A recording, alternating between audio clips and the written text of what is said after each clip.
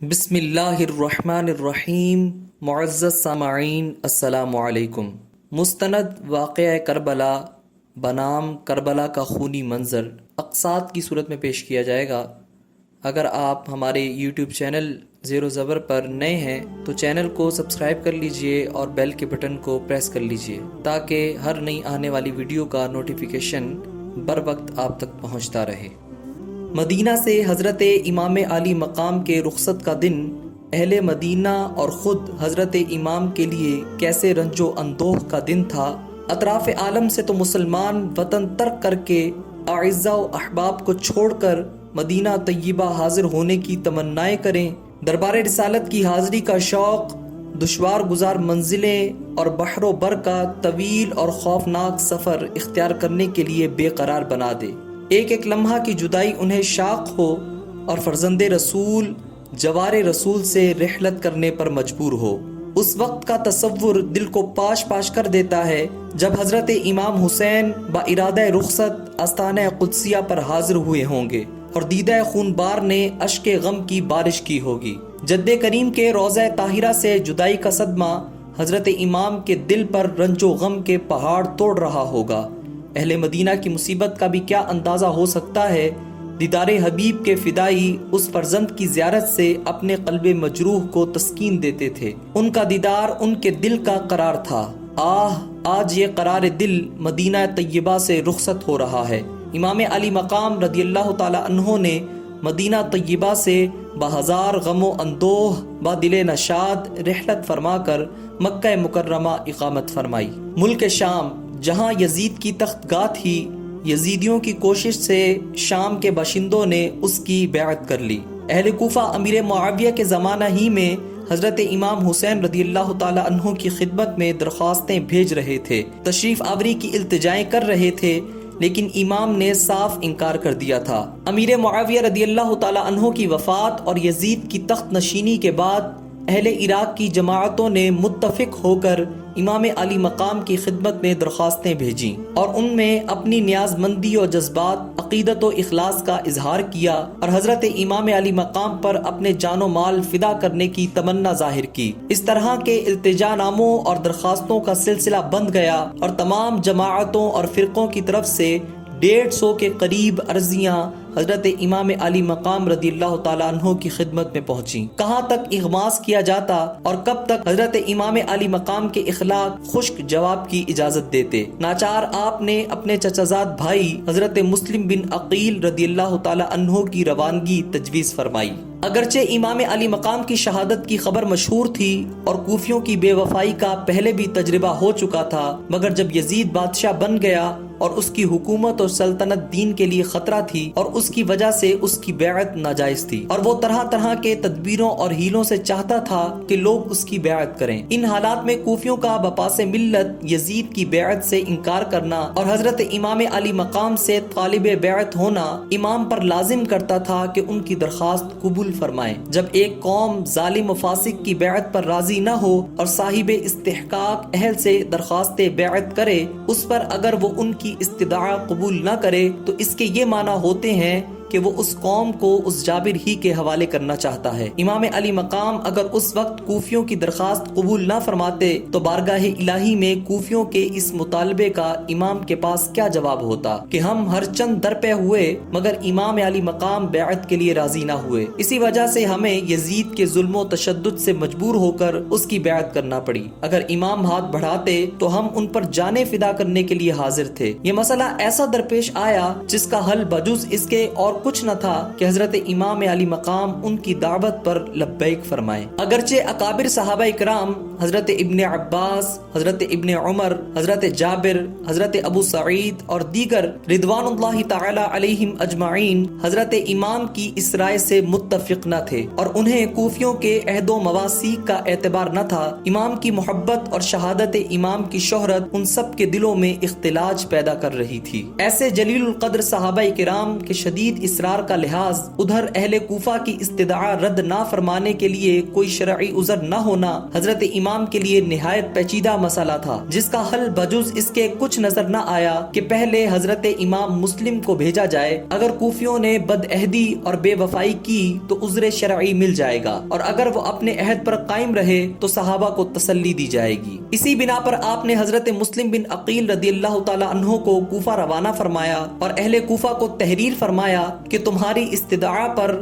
ہم حضرت مسلم بن عقیل کو روانہ کرتے ہیں، ان کی نصرت و حمایت تم پر لازم ہے۔ حضرت مسلم کے دو فرزند محمد اور ابراہیم رضی اللہ تعالی عنہما، جو اپنے باپ کے بہت پیارے بیٹے تھے، اس سفر میں اپنے والد محترم کے ہمراہ ہوئے۔ حضرت مسلم رضی اللہ تعالی عنہ نے کوفہ پہنچ کر مختار بن ابی عبید کے مکان پر قیام فرمایا۔ آپ کی تشریف آوری کی خبر سن کر جوق در جوق مخلوق آپ کی زیارت کو آئی، اور 12,000 سے زیادہ تعداد نے آپ کے دست مبارک پر حضرت امام حسین رضی اللہ تعالی عنہ کی بیعت کی۔ حضرت مسلم رضی اللہ تعالی عنہ نے اہل عراق کی گرویدگی و عقیدت دیکھ کر حضرت امام عالی مقام کی جناب میں خط لکھا، جس میں یہاں کے حالات کی اطلاع دی اور التماس کی کہ ضرورت ہے حضرت جلد تشریف لائیں تاکہ بندگان خدا ناپاک کے شر سے محفوظ رہیں اور دین حق کی تائید ہو، مسلمان امام حق کی بیعت سے مشرف و فیضیاب ہو سکیں۔ اہل کوفہ کا یہ جوش دیکھ کر حضرت نعمان بن بشیر صحابی نے، جو اس زمانے میں حکومت شام کی جانب سے کوفہ کے والی یعنی گورنر تھے، اہل کوفہ کو مطلع کیا کہ یہ بیعت یزید کی مرضی کے خلاف ہے اور وہ اس پر بہت بھڑکے گا، لیکن اتنی اطلاع دے کر ضابطہ کی کارروائی پوری کر کے حضرت نعمان بن بشیر خاموش ہو بیٹھے اور اس معاملہ میں کسی قسم کی دست اندازی نہ کی۔ مسلم بن یزید حضرمی اور عمارہ بن ولید بن عقبہ نے یزید کو اطلاع دی کہ حضرت مسلم بن عقیل رضی اللہ تعالی عنہ تشریف لائے ہیں اور اہل کوفہ میں ان کی محبت و عقیدت کا جوش دم بدم بڑھ رہا ہے۔ ہزارہ آدمی ان کے ہاتھ پر امام حسین رضی اللہ تعالی عنہ کی بیعت کر چکے ہیں اور نعمان بن بشیر نے اب تک کوئی کارروائی ان کے خلاف نہیں کی، نہ ہی انسدادی تدابیر عمل میں لائے۔ یزید نے یہ اطلاع پاتے ہی نعمان بن بشیر کو معزول کیا اور عبید اللہ بن زیاد کو، جو اس کی طرف سے بصرہ کا والی تھا، ان کا قائم مقام کیا۔ عبید اللہ بن زیاد بہت مکار و قیاد تھا، وہ بصرہ سے روانہ ہوا اور اس نے اپنی فوج کو قادسیہ میں چھوڑا اور خود حجازیوں کا لباس پہن کر اونٹ پر سوار ہوا اور چند آدمی ہمراہ لے کر شب کی تاریکی میں مغرب و عشاء کے درمیان اس راہ سے کوفہ میں داخل ہوا جس راہ سے حجازی قافلے آیا کرتے تھے۔ اس مکاری سے اس کا مطلب یہ تھا کہ اس وقت اہل کوفہ میں بہت جوش ہے، ایسے طور پر داخل ہونا چاہیے کہ وہ ابن زیاد کو نہ پہچانے اور یہ سمجھیں کہ حضرت امام حسین تشریف لے آئے تاکہ وہ بے خطرہ و اندیشہ امن و عافیت کے ساتھ کوفہ میں داخل ہو جائے۔ چنانچہ ایسا ہی ہوا۔ اہل کوفہ، جن کو ہر لمحہ حضرت امام علی مقام رضی اللہ تعالیٰ عنہ کی تشریف آوری کا انتظار تھا، انہوں نے دھوکہ کھایا اور شب کی تاریکی میں حجازی لباس اور حجازی راہ سے آتا دیکھ کر سمجھے کہ حضرت امام حسین تشریف لے آئے۔ نعرہ ہائے مسرت بلند کیے، گرد و پیش مرحبا کہتے چلے، مرحباً بک یا ابن رسول اللہ، اور قدمتا خیر مقدمن کا شور مچایا۔ یہ مردود دل میں تو جلتا رہا اور اس نے اندازہ کر لیا کہ کوفیوں کو حضرت امام علی مقام کی تشریف آوری کا انتظار ہے اور ان کے دل ان کی طرف مائل ہیں، مگر اس وقت کی مصلحت سے خاموش رہا تاکہ ان پر اس کا مکر کھل نہ جائے، یہاں تک کہ دارالامارہ یعنی گورنمنٹ ہاؤس میں داخل ہو گیا۔ اس وقت کوفی یہ سمجھے کہ یہ حضرت نہ تھے بلکہ ابن زیاد اس فریب کاری کے ساتھ آیا اور انہیں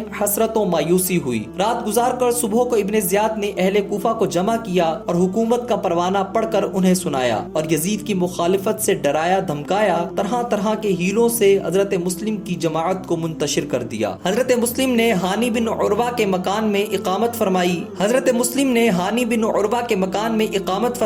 ابن زیاد نے محمد بن اشعث کو ایک دستہ فوج کے ساتھ ہانی کے مکان پر بھیج کر اس کو گرفتار کروایا اور قید کر لیا۔ کوفہ کے تمام رؤساء و عمائد کو بھی قلعہ میں نظر بند کر لیا۔ حضرت مسلم بن عقیل یہ خبر پا کر برآمد ہوئے اور آپ نے اپنے متوسلین کو ندا کی، جوک در جوک آدمی آنا شروع ہوئے۔ 40,000 کی جمعیت نے آپ کے ساتھ قصر شاہی کا احاطہ کر لیا۔ صورت بن آئی تھی، حملہ کرنے کی دیر تھی۔ اگر حضرت مسلم حملہ کرنے کا حکم دیتے تو اسی وقت قلعہ فتح پاتا اور ابن زیاد اور اس کے ہمراہی حضرت مسلم بن عقیل کے ہاتھ میں گرفتار ہوتے اور یہی لشکر سیلاب کی طرح امٹ کر شامیوں کو تاخت و تاراج کر ڈالتا اور یزید کو جان بچانے کے لیے کوئی راہ نہ ملتی۔ نقشہ تو یہی جمع تھا، مگر بندوں کا سوچا کیا ہوتا ہے۔ حضرت مسلم بن عقیل نے قلعہ کا احاطہ تو کر لیا، اور باوجود یہ کہ کوفیوں کی بدعہدی اور ابن زیاد کی فریب کاری اور یزید کی عداوت پورے طور پر ثابت ہو چکی تھی، پھر بھی آپ نے اپنے لشکر کو حملہ کا حکم نہ دیا، اور ایک بادشاہ داد گستر کے نائب کی حیثیت سے آپ نے انتظار فرمایا کہ پہلے گفتگو سے اتمام حجت کر لیا جائے اور صلح کی صورت پیدا ہو سکے تو مسلمانوں میں خون ریزی نہ ہونے دی جائے۔ آپ اپنے اس پاک ارادہ سے انتظار میں رہے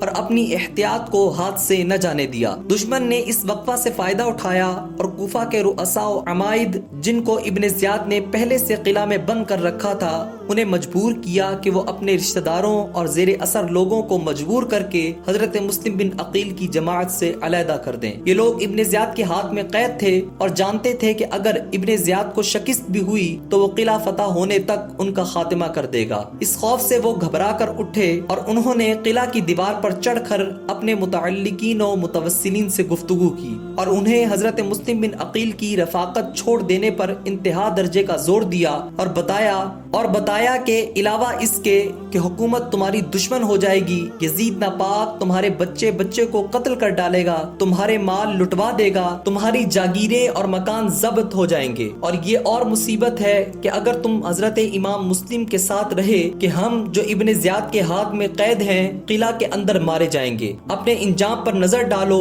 ہمارے حال پر رحم کرو، اپنے گھروں پر چلے جاؤ۔ یہ حیلہ کامیاب ہوا اور حضرت مسلم رضی اللہ تعالیٰ عنہ کا لشکر منتشر ہونے لگا، یہاں تک کہ تا وقت شام حضرت مسلم نے مسجد کوفہ میں جس وقت مغرب کی نماز شروع کی تو آپ کے ساتھ 500 افراد تھے، اور جب آپ نماز سے فارغ ہوئے تو آپ کے ساتھ ایک بھی نہ تھا۔ تمناؤں کے اظہار اور التجاؤں کے تومار سے جس عزیز مہمان کو بلایا تھا اس کے ساتھ یہ وفا ہے کہ وہ تنہا ہے اور اس کی رفاقت کے لیے کوئی ایک بھی موجود نہیں۔ کوفہ والوں نے حضرت مسلم بن عقیل کو چھوڑنے سے پہلے غیرت و حمیت سے قطع تعلق کیا اور انہیں ذرا پرواہ نہ ہوئی کہ قیامت تک تمام عالم میں ان کی بے ہمتی کا شہرہ رہے گا اور اس بزدلانہ بے مروتی اور نامردی سے وہ رسوائے عالم ہوں گے۔ حضرت مسلم بن عقیل اس غربت و مسافرت میں تنہا رہ گئے، کدھر جائیں، کہاں قیام کریں۔ حیرت ہے کہ کوفہ کے تمام مہمان خانوں کے دروازے، جہاں سے ایسے محترم مہمانوں کو مدعو کرنے کے لیے رسل و رسائل کا تانتا بند گیا تھا، نادان بچے ساتھ ہیں، کہاں انہیں لٹائیں، کہاں سلائیں۔ کوفہ کے وسیع خطہ میں 2-4 گز زمین حضرت مسلم کے شب گزارنے کے لیے نظر نہیں آتی۔ اس وقت حضرت مسلم بن عقیل کو امام حسین رضی اللہ تعالیٰ عنہ کی یاد آتی ہے اور دل تڑپا دیتی ہے۔ وہ سوچتے ہیں کہ میں نے امام علی مقام کی جناب میں خط لکھا، تشریف آوری کی التجا کی ہے اور اس بد عہد قوم کے اخلاص و عقیدت کا ایک دلکش نقشہ امام علی مقام کے حضور پیش کیا ہے اور تشریف آوری پر زور دیا ہے۔ یقیناً حضرت امام میری التجا رد نہ فرمائیں گے اور یہاں کے حالات سے مطمئن ہو کر مع اہل و عیال چل پڑے ہوں گے۔ یہاں انہیں کیا مصائب پہنچیں گے، یہ غم الگ دل کو گھائل کر رہا تھا اور اپنی تحریر پر شرمندگی اور حضرت امام کے لیے خطرات علیحدہ بے چین کر رہے تھے اور موجودہ پریشانی جدا دامن گیر تھی۔ اس حالت میں حضرت مسلم بن عقیل کو پیاس معلوم ہوئی۔ ایک گھر سامنے نظر پڑا جہاں طوعا نامی ایک عورت موجود تھی، اس سے آپ نے پانی مانگا۔ اس نے آپ کو پہچان کر پانی دیا اور اپنی سعادت سمجھ کر آپ کو اپنے مکان میں ٹھہرایا۔ اس عورت کا بیٹا محمد بن اشعث کا گرگا تھا، اس نے فوراً ہی اس کو خبر کر دی۔ اس نے ابن زیاد کو اس پر مطلع کیا۔ عبید اللہ بن زیاد نے عمر بن حریث کو طوال کوفہ کو اور محمد بن اشعث کو بھیجا۔ ان دونوں نے ایک جماعت ساتھ لے کر طوعا کے گھر کا احاطہ کیا اور چاہا کہ حضرت مسلم کو گرفتار کر لیں۔ حضرت مسلم اپنی تلوار لے کر نکلے اور بنا چاری آپ نے ان ظالموں سے مقابلہ شروع کیا۔ انہوں نے دیکھا کہ حضرت مسلم بن عقیل اس جماعت پر شیروں کی طرح ٹوٹ پڑے ہیں۔ آپ کے شیرانہ حملوں سے دل آوروں نے دل چھوڑ دیے اور بہت آدمی زخمی ہوئے، بعض مارے گئے۔ معلوم ہوا کہ بنی ہاشم کے اس ایک جوان سے نہ مردان کوفہ کی یہ جماعت نبرد آزما نہیں ہو سکی۔ اب تجویز کی کہ کوئی چال چلنی چاہیے۔ چاہیے اور کسی فریب سے حضرت مسلم پر قابو پانے کی کوشش کی جائے، یہ سوچ کر امن و صلح کا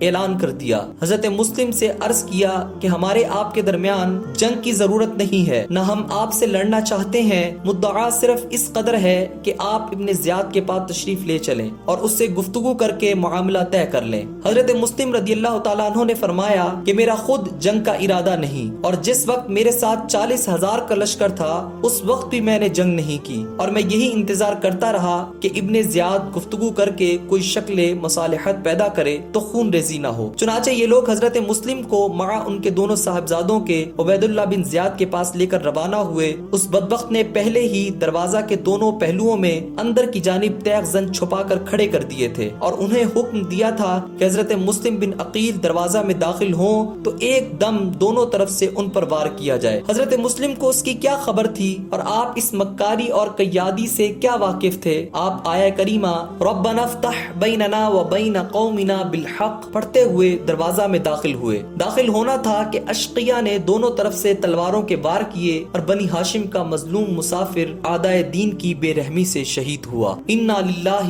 و انا الیہ راجعون۔ دونوں صاحبزادے آپ کے ساتھ تھے۔ انہوں نے اس بے کسی کی حالت میں اپنے شفیق والد کا سر ان کے مبارک تن سے جدا ہوتے دیکھا۔ چھوٹے چھوٹے بچوں کے دل غم سے پھٹ گئے اور اس صدمہ میں وہ بیت کی طرح لرزنے اور کانپنے لگے۔ ایک بھائی دوسرے بھائی کو دیکھتا تھا، ان کی سرمگی آنکھوں سے خونی اشک جاری تھے، لیکن اس مارکہ ستم میں کوئی ان نادانوں پر رحم کرنے والا نہ تھا۔ ستمگاروں نے ان نو نہالوں کو بھی تیغ ستم سے شہید کیا اور ہانی کو قتل کر کے سولی چڑھایا۔ ان تمام شہیدوں کے سر نیزوں پر چڑھا کر کوفے کی گلی کوچوں میں پھرائے گئے اور بے حیائی کے ساتھ کوفیوں نے اپنی سنگ دلی اور مہمان کشی کا عملی طور پر اعلان کیا۔ یہ واقعہ 3 ذی الحجہ سن 60 ہجری کا ہے۔ اسی روز مکہ مکرمہ سے حضرت امام علی مقام سیدنا امام حسین کوفہ کی طرف روانہ ہوئے۔